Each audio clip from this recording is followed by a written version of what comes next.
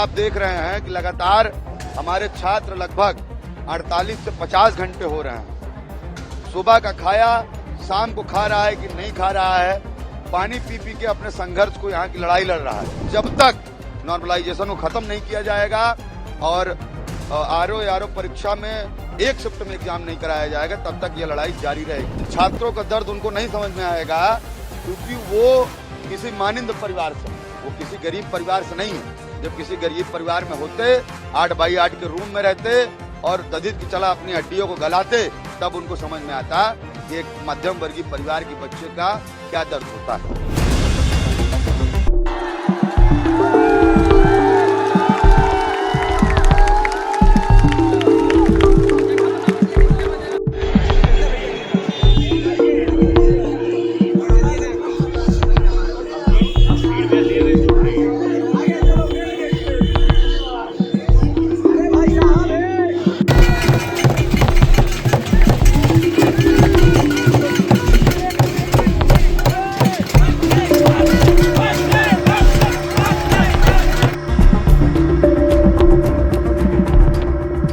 देखिए, हमारी केवल एक ही मांग, वन शिफ्ट वन एग्जाम। जिस प्रकार से आयोग के अध्यक्ष के द्वारा एक तुगलकी फरमान जारी किया गया कि आरओ और एआरओ की परीक्षा 2 शिफ्टों में कराई जाएंगी, उसका हम सभी छात्र विरोध करते हैं, क्योंकि उसके वजह से नॉर्मलाइजेशन हावी होगा और हम नॉर्मलाइजेशन को खत्म करना चाहते हैं। हमें ना 2 शिफ्ट में एग्जाम चाहिए, ना नॉर्मलाइजेशन चाहिए। हमें पूर्ववर्ती में जिस तरह से परीक्षाएं चल रही थी, उसी पूर्ववर्ती नियमानुसार हमारी परीक्षाएं चलें। हम उसमें परीक्षा देने के लिए आगे आएंगे और पार्टिसिपेट करेंगे। हमारा अनिश्चितकालीन तक चलेगा। तो हमारी डिमांड ये है कि नॉर्मलाइजेशन 1 डे 1 शिफ्ट खत्म, 1 डे हमारा एग्जाम 1 डे 1 शिफ्ट में कराया जाए।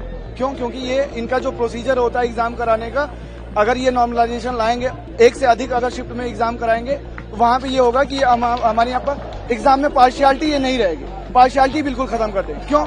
हमें इस बात का डर इसलिए है क्योंकि इनका जो प्रोसीजर है, ये जो काम है, ये इनका इतिहास ये बताता है, ये पार्शियलिटी काम में रखते नहीं है। जैसे पीसीएसजे का इन्होंने पेपर कराया था, पीसीएसजे एक बहुत बड़ी वैकेंसी होती है, यही आयोग कराता है पेपर। उसमें मेंस में 50 कापियां ये चेंज की हैं और उसके लिए इनके पास कोई जवाबदेहिता नहीं है। अगर हम जब इंडिविजुअल जब एग्जाम कंडक्ट होने के बाद, जब रिजल्ट निकालने के बाद जब हम बात करने आएंगे, तो हमारी बात तो कोई सुनी नहीं जाएगी।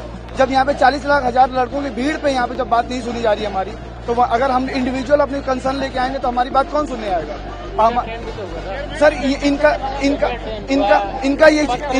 सिर्फ एक चीज ये भी है कि यहाँ पे हम लोग जो हमारी डिमांड है बिल्कुल इलीगल नहीं, अनएथिकल डिमांड नहीं है हमारी। अगर आप हमारी भलाई के लिए बात कर रहे हैं तो ये भलाई हमें समझ में आनी चाहिए ना। अगर हम आपसे ये नहीं करें कि यहाँ पे जितने लड़के हैं सबको आप रोजगार दीजिए, आप जितना रोजगार दे सकते हैं आप उतना लिमिटेड रोजगार दीजिए, लेकिन फेयर तरीके से रोजगार दीजिए।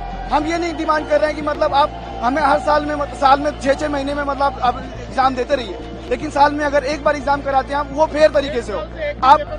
आप आयोग हो चाहे मतलब यहाँ की सरकार हो, वो इन सब चीजों को कंसर्न समझती ही नहीं है सर। यहाँ पे मतलब एक स्टूडेंट 10-10 साल से यहाँ पे हर एक चीज का त्याग करके यहाँ पे अपने हक के लिए बात कर रहा है। यहाँ पे हम लोग ना ही पॉलिटिकल हैं, ना ही हम कोई मतलब यहाँ पे पॉलिटिकल थिंकर या फिर पॉलिटिकल पार्टी से यहाँ पे जुड़े हुए हैं।